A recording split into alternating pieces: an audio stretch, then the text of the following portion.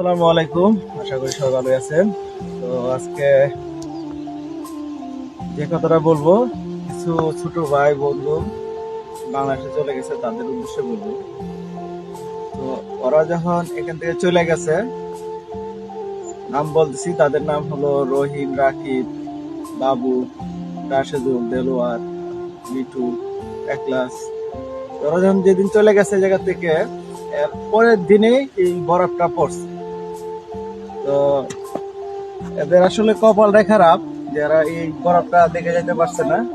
এত সুন্দর একটা বরফ, মানে রাশিয়াতে আসছে ঠিকই, কিন্তু এরকম পরিবেশ আসলে তারা দেখে যেতে পারে নাই।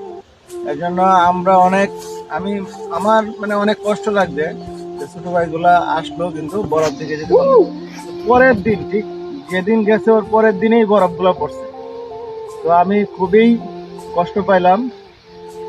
তাদেরকে আল্লাহ হেদায়েত করুক বা ধৈর্য দান করুক।